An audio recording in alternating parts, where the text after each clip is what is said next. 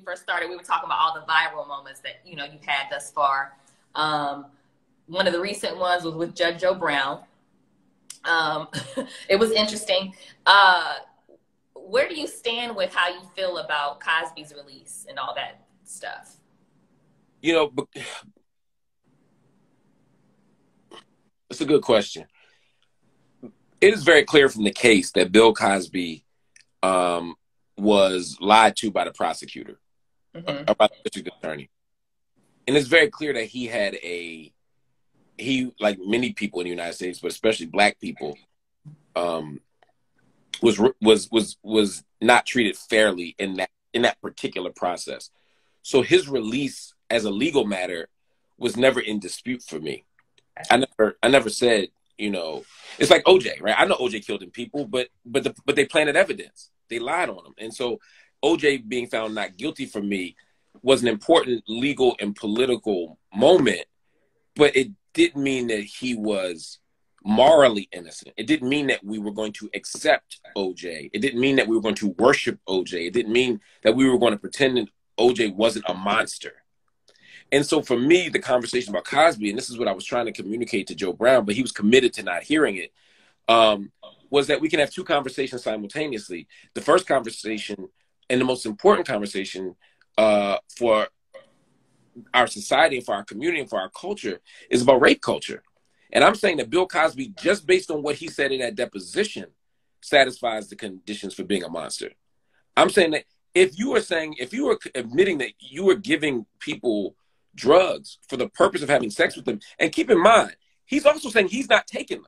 So a lot of y'all that are caping for him that are acting like, oh, well, they were just all high and drunk and some wild shit happened. Like, nah, he's sober. He's giving you drugs. Sometimes, according to the victims, he's saying that he's thinking they getting Benadryl and they getting Quaaludes, you know, allegedly, and then they end up waking up in the morning and things have happened that they don't remember and that they did not want to happen. Then I'm saying, even if as a legal matter he's either not investigated, not prosecuted, or found not guilty, that doesn't negate the moral issue that we deal with. And so, and the ethical issue here around rape culture. And then the second issue is the criminal legal system. I get that. But again, I'm an abolitionist. I'm not out here fighting for anybody to be in prison. Right? That's not how I imagine justice. So it's not like Marc Lamont Hill trying to get Cosby locked up, or Marc Lamont Hill is mad that Cosby got free. I'm not mad that Cosby got free. I am disappointed that we have not held him accountable as a society, as a community, and that we're pretending that because he came home that makes him a hero. And we're denying the legitimacy of rape culture, and we're denying a society that allowed him to walk the street and operate the way he has for decades with impunity. And we're pretending that it's some conspiracy. And even worse, some of these fools is acting like the conspiracy. I'm operating with the conspirators, you know, that the corporate media has finally taken me over.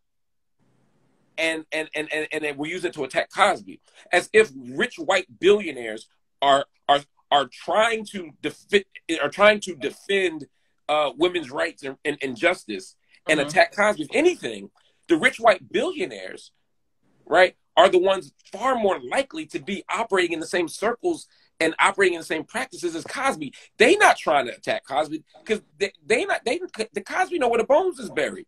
Right. They don't have the moral authority to do that. Now, the conversation has to be about how we are going to stop the harm that happens in our community. And I'm not saying that Cosby's the only one. And I'm not saying that Black men are primary in this. I'm saying that across the board, we got to stop this thing. Right. What would justice look like for Cosby's? Because you just said I'm an abolitionist. I'm not really with the jail thing, whatever. What would justice look like for you in that situation? You know, it's a good question. I think justice has to begin with the voices and the desire of victims. You know, justice from a restorative practice is about making people whole again, returning that which was taken, repairing the damage that's been done. So part of the question for me has to be, what do those women need? Right. That's where I would begin. The second piece of this is, how do we create a circumstance where Cosby and other people like him don't do this again, right? That's where training comes. That's where education comes. This is a mental issue as well, right? How do we deal with the mental health piece of this? That's part of what justice would look like, because that's part of what's restorative about this circumstance. Now, some people are so violent and so dangerous that we have to have what we call restraint of the few. There's some people who need to be out of society for a bit.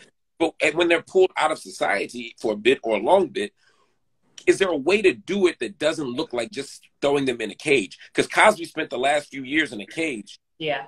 Right? And even before he beat the case or got his case turned, he had the opportunity for parole. Yeah. And he said no. He maintained, despite what we see on the table, by his own words. And so putting him in a cage didn't make him change his view. It didn't make him safer. It didn't make the world safer. It didn't make those women feel better. They didn't get justice. They didn't get apologies. They didn't get remuneration. So I'm saying that what's happening doesn't work. And so let's dream and think and plan together practically what we can do to make people whole again. But it has to start, justice has to start with those women.